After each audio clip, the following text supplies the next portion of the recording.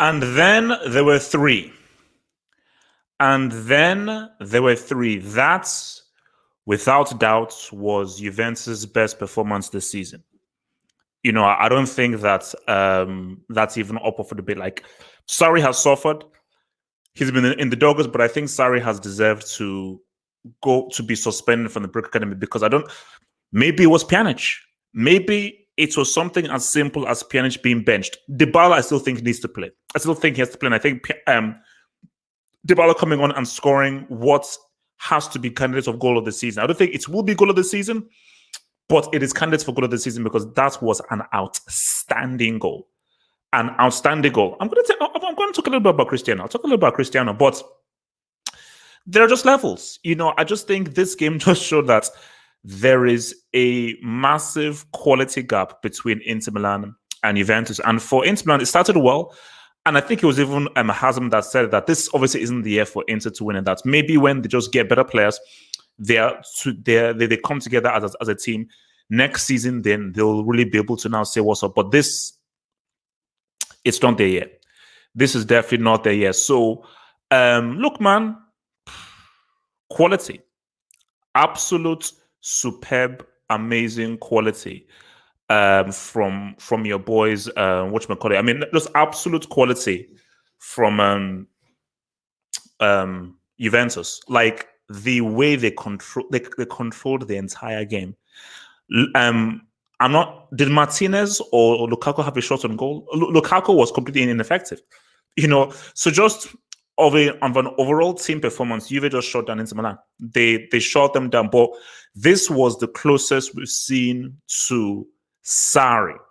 This is the closest we've seen to Sarri getting his team to play that footballing way. But again, we have to just look at that lineup, man. And that's where, as a manager, you've got to make those bold decisions. Because I was shocked that there was no Pjanic or Dybala, especially the Dybala. I was shocked. I was like, what? But I don't know how the no Dybala thing worked. But the midfield just seemed to work better without Pjanic.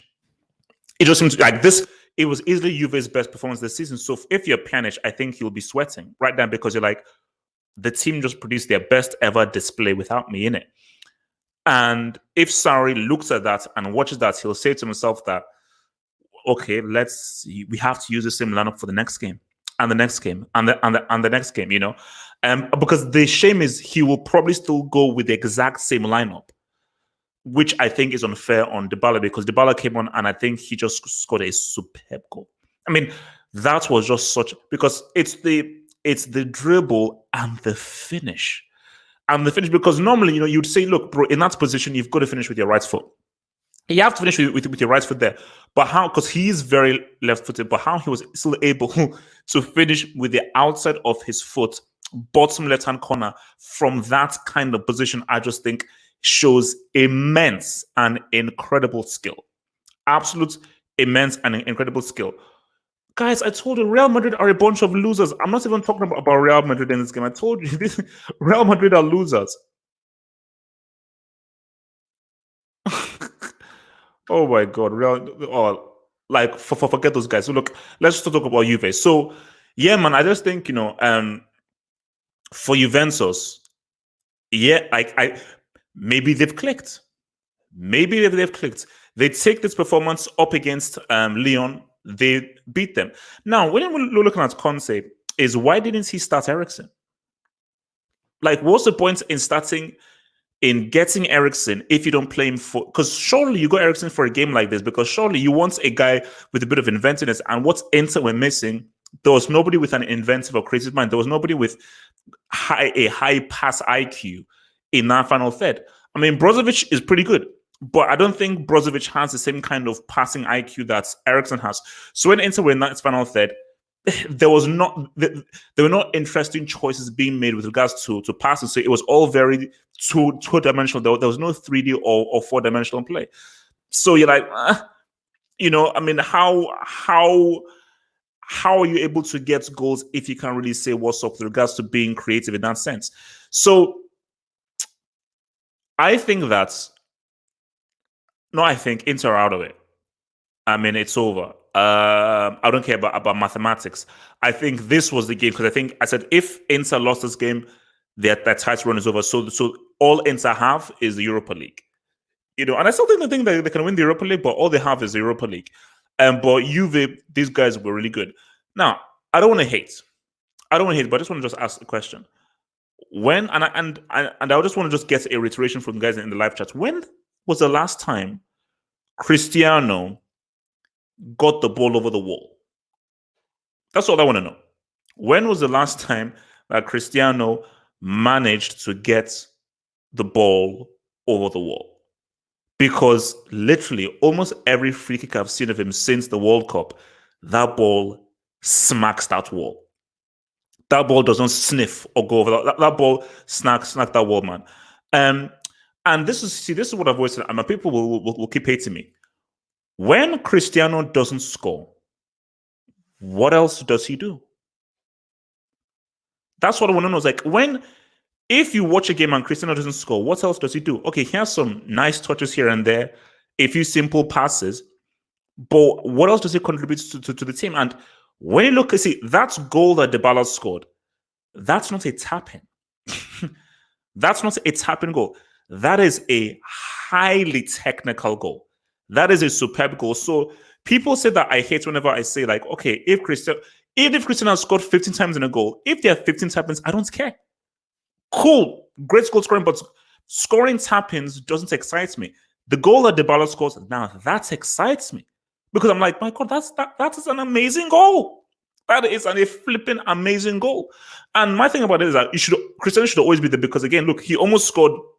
He had two great opportunities and he almost scored, and he could tell that he wanted to break the goal scoring record. So I think it's him and Batistuta that now shared the goal scoring record, although Batistuta scored in full 11 consecutive games. So he didn't actually take a break. So he played 11 games consecutively and scored all of them consecutively. But Cristiano sort of like had a break within them.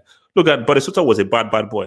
But yeah, but it's like, when I just watch Cristiano, I'm like, it's like, okay, so this is so what I'm watching is one of the greatest players of all time.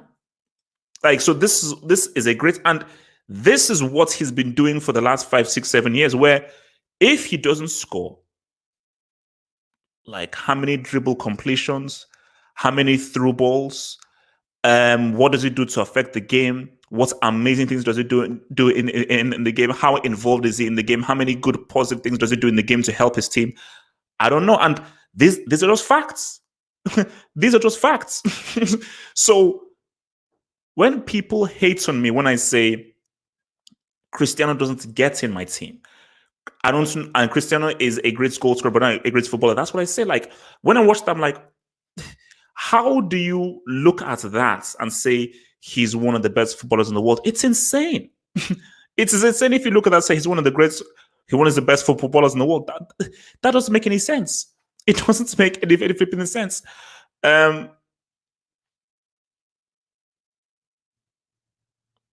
Oh, Madrid just scored. Guys, screw Madrid are a bunch of bombs, man. Okay? Madrid are a bunch of bombs. You can't beat Betis. Look, screw those guys, man. But yeah, look, so that's just my thing. But look, man, for you, Juventus, man, this might be the turning point in their season. I think this might be the turning point in the season, because look, Sarri has taken a lot of blame. He's taken a lot of hits. He's taken a lot of insults. And I have to credit Sarri, because he has kept on. I think, trust me, in every training session, he's like, what do I need to tell these guys? What are the instructions of these guys? And I believe that Sarri has stuck to his guns and say, I will live and die by my sword. I will live and die by my philosophy. I will live and die by my beliefs. And Sarri has always said, I want this team to pass the ball a certain way. I want them to move around a certain way. I want them to have a certain kind of rhythm that is very particular of how I want them to play. And they haven't shown that for most of the season. But I don't know what it was. Maybe it was about that there were no fans or the game. That, for how Juve played, was like, now that is a Sarri team. That is a Sarri team. That is what I saw from his Napoli. That is what I saw from his Chelsea team. That is the Sarri team. So, and I think that's why you brought in a Ramsey. And I believe that, see, for me, Pjanic may overall be a better player than Ramsey, but maybe for what Sarri wants, Ramsey is a better fit, because Ramsey is more mobile than Pjanic. Pjanic is a really good player, damn good player, but Ramsey moves around them more. Ramsey he gets himself in really great positions because he's much more malleable than Pjanic. And even so, that goal that Ramsey scored, that is just great anticipation, and that is what Ramsey does very well. He knows he reads the game really well. He reads the game really well, and he just knows he snuffs out goal scoring opportunities and goal scoring positions. So I do feel that Ramsey, like just as how I think Jorginho was key to Sarri's system, I think Ramsey is key to his system, man. Say he's 35, he's changed his game to be more effective. Okay, cool. Like that hook, like how does that bother me? If he's changed his game, cool. The fact of the matter is that the player I'm watching right now isn't one of the best players in the world. I don't give a damn about how he's changed his game. The player I've watched now isn't the best player in the world. This player who I get insulted for saying that he's not a great footballer. I'm sorry, from what I've seen him, like, why is there such a big deal about this dude?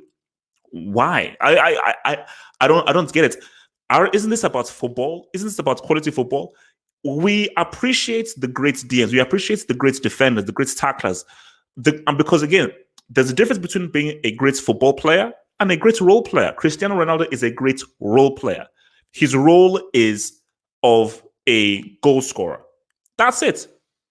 His role is of a goal scorer, nothing more. Apart from that, I just can't call him a great footballer in and of itself. And as someone that this dude has hit, this dude, I think for me, he has to stop taking free kicks. You've got to give free kicks to someone else. And this just shows you the power of popularity. That's the thing.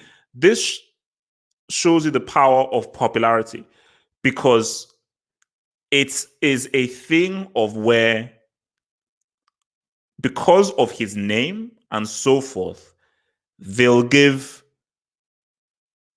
the free kicks to him continuously, even if Dybala should be the guy taking the free kicks. Like, the best player in Juve's team, ability-wise, is Dybala. You could argue Douglas Costa as well, but I think like Dybala is the key guy. And I just think that Sarri is just trying to figure out a way of getting Dybala in the team. Like, when you see that goal that Dybala scored, I'm like, this is supposed to be that dude. This is supposed to be that dude, 100%. Super chats here. Armchair critic. Ronaldo till 2014 was a great footballer, HH. Yeah, for me, I would say he was. I wouldn't say a great footballer. I say he was a really amazing footballer. As in ability-wise, I say he was an extremely gifted footballer. Till 2014. For me, as I said, like Messi has always been sensational. As footballing-wise, it's always been sensational. But till 2014, yeah, Cristiano was an extremely gifted football player based on his goal scoring, his technique, his touch, his balance on the ball, the runs he could make, his dribbling, how he could beat him. And there was far so much into his game. When I watch him now, I'm like, I'm sorry, there's nothing like he was exciting at United. At Man United, like, oh no, yeah, this is a very exciting player. Like when he puts like Ashley Cole on his ass, I was like, damn. But people have to stop caping for dudes. Stop being fanboys and try and be objective. The Cristiano we saw at Manchester United is not the Cristiano that we saw of now. The Cristiano that we saw at Man United was a far better footballer overall than the Cristiano that we saw now. I don't give a damn if he's changed his game to be more effective. Good. That's on you. Of course, you're very effective, but I'll not put you as one of the best footballers in the world. No, I wouldn't.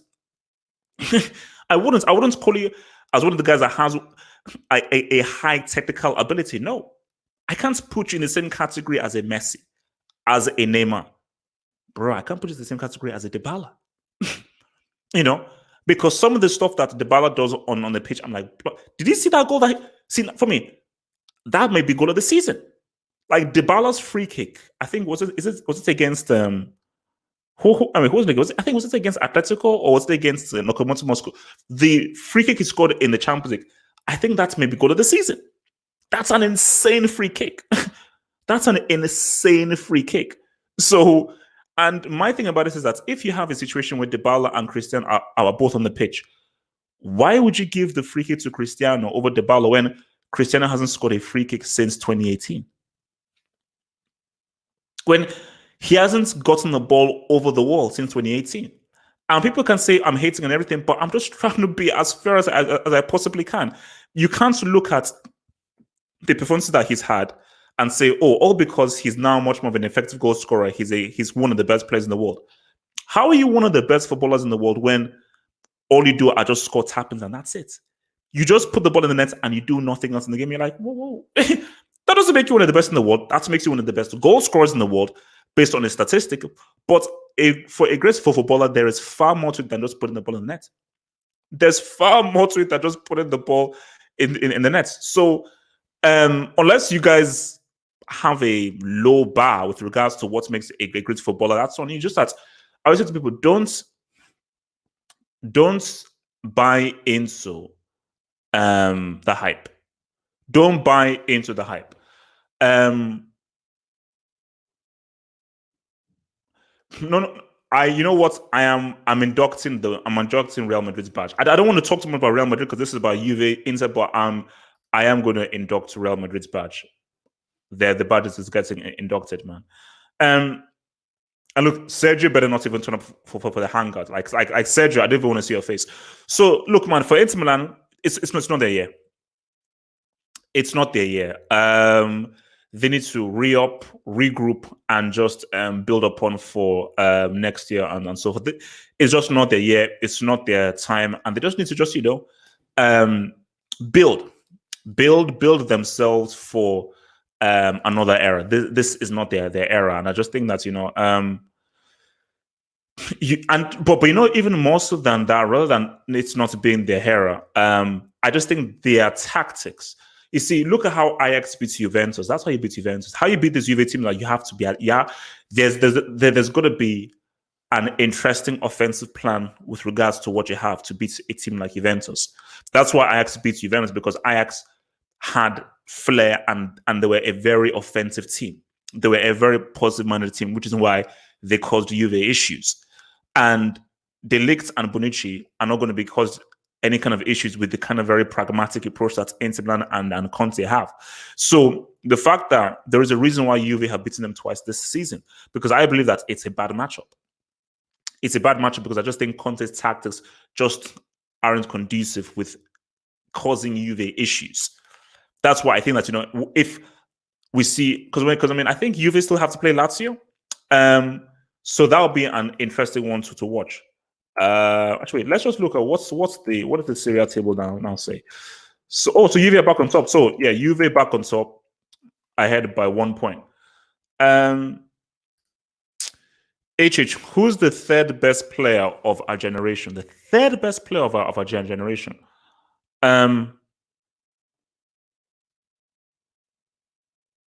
Obviously, Messi's first. You'd have to say, because I still think Iniesta is of this generation.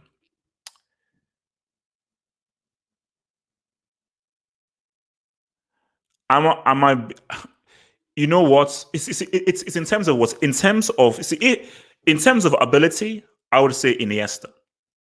I would say Messi, Neymar, Iniesta. In terms of ability, in terms of achievements and what you actually did on the pitch, I would say Neymar.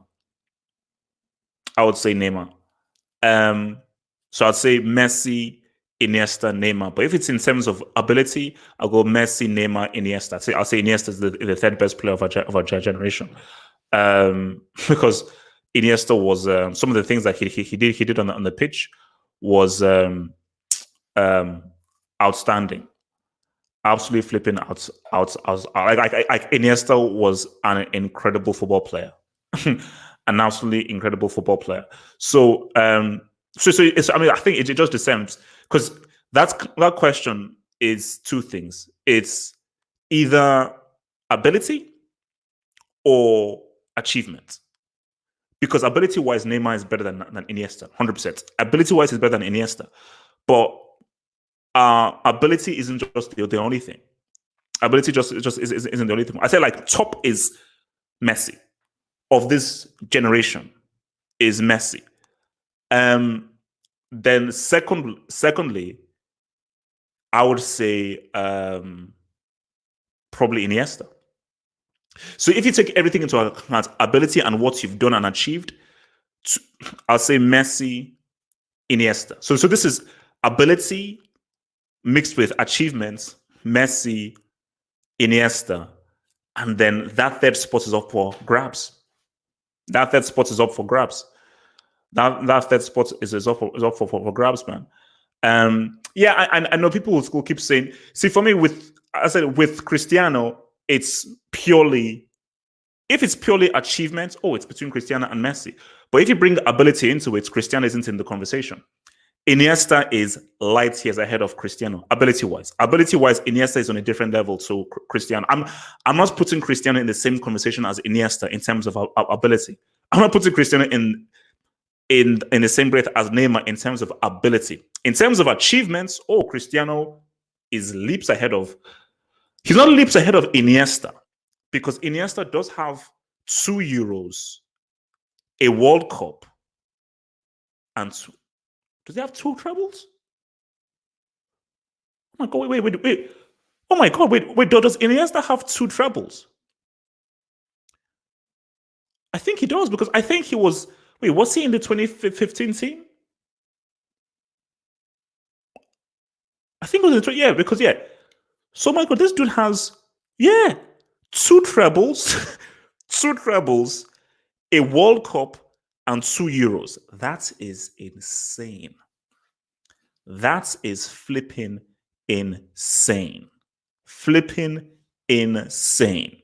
Oh my God, that is flipping insane. So, bro, between Iniesta and Cristiano, if we're saying ability and achievements, I've got to put Iniesta ahead, man. World Cup winning goal. World Cup winning goal. Basically, World Cup winning goal, man of the match in the Euro final. Bro.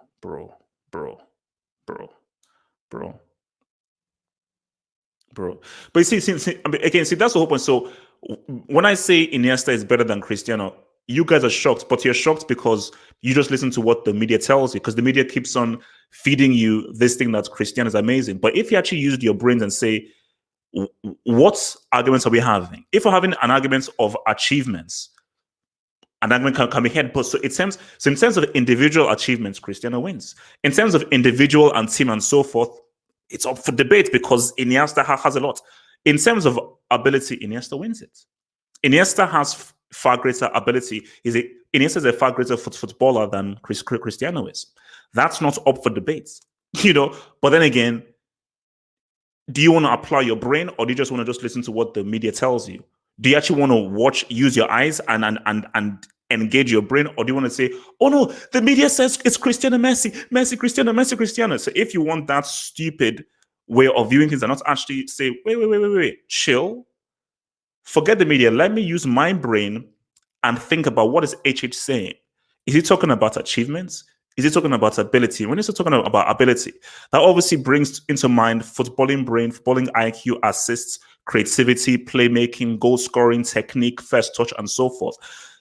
Iniesta has some of the best ball control, balance, footballing brain, playmaking, passing that we've seen ever. So it's like, what are we talking about here? So how is that a conversation between Iniesta and Cristiano when Iniesta has the amount of stuff that he can do is insane? But again, I know you just go with what the media tells you. You don't engage your brain. But there you go. But Ronaldo had a 99 card on FIFA. So I know, Daniel, I know, because he's rated 90 something. I know. Like Bleacher Reports and things say, yeah, I know. Because HH is such a hater. I know. I get it. I know.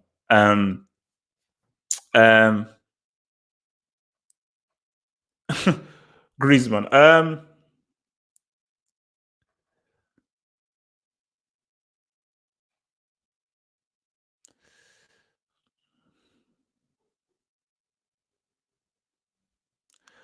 So what is this guy saying?